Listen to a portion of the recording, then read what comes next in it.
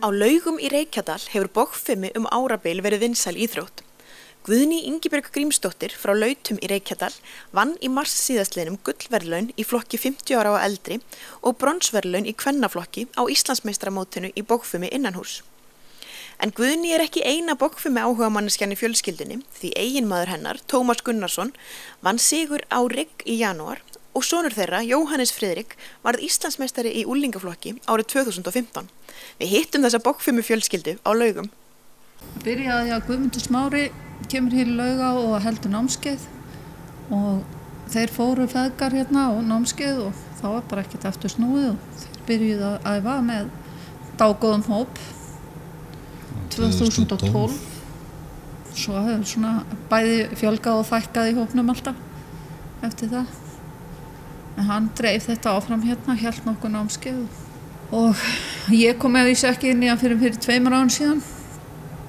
Eftir áskorun frá þeim að prófa þetta, ég ætlaði að leyfa þeim að hafa þetta sem sitt sport en svo ákvað ég að prófa þetta og það var ekki nema svona hálfmánuði 3 vikur, þá var ég komin með eigin boga, komin á kafi í þetta líka. Það var ekkert verið aftur snúið? Það var ekkert aftur snúið, nei. En það hefur nú verið töluverður áhugi á bogfimi hér á svæðinu?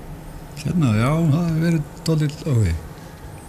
Við vorum örugglega alveg fyrst sem komið hérna námskeið, voru örugglega 30-40 manns, en það skilaði sér ekki mikið að því, svona kannski 12-15 sem fóru að æfa þá. En svo náttúrulega eldast krakkarnir og fara í skóla annað og svoleiðis, en það faraði á svæðinu. En ungmennafélagið hér á svæðinu, það heldur úti áfram bogfimi deild? Já.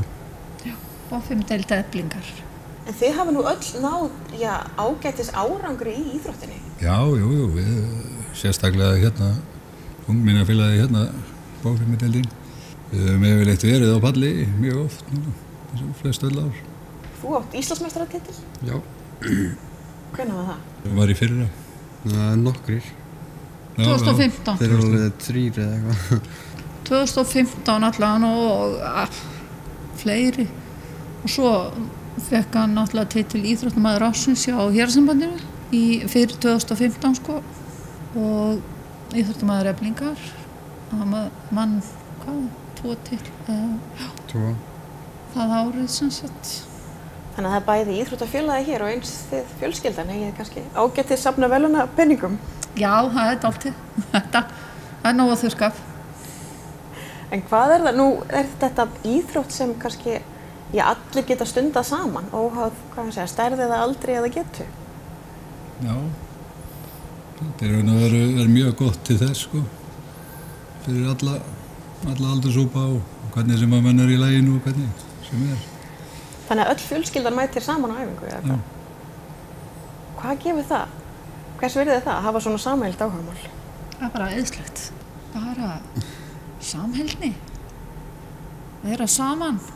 Vera ekki heima og horfa á sjónvarpið eða í tölvunni hver í sínu horni.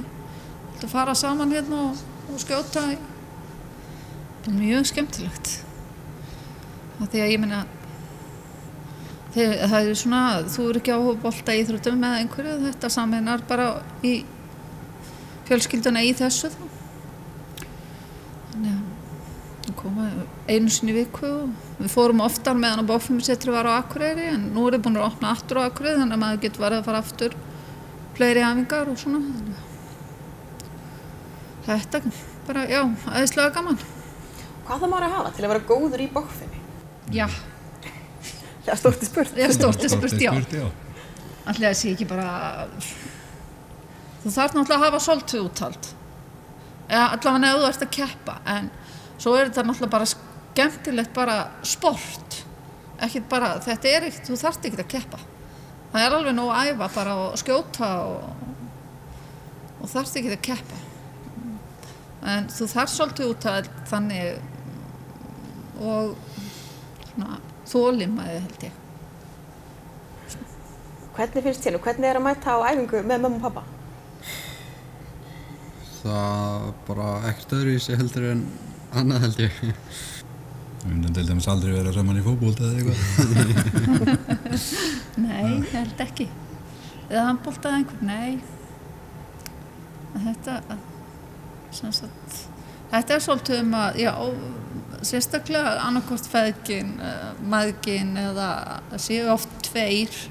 Það er ofta fullorðnir fara með börnunum og byrja að æfa og þetta verður svona svolítið þannig. Ég verð nú eiginlega að fá að spyrja, fyrst þið eru nú öll í þessu. Hvert ykkar er besta skyttan? Það er húsbóndinn, það er Tómas, held ég. Já. Nei, þeir eru báðir. Ég er bara byrjandinn. En þú náðu góðum árangri nýlega. Já. Þannig. Það var á Íslandsmótinu, við vorum af Ísu, vorum við ekkert marga konur, okkur vantar konur.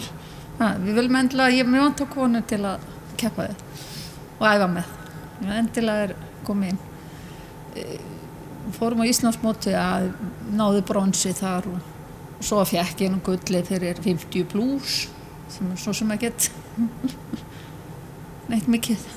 Það er gull í safnið. Það er gull í safnið, já. Svo er bara hvað maður gerir. Það er vonandi að koma fleiri konur inn. Við erum of fáar, finnst mér.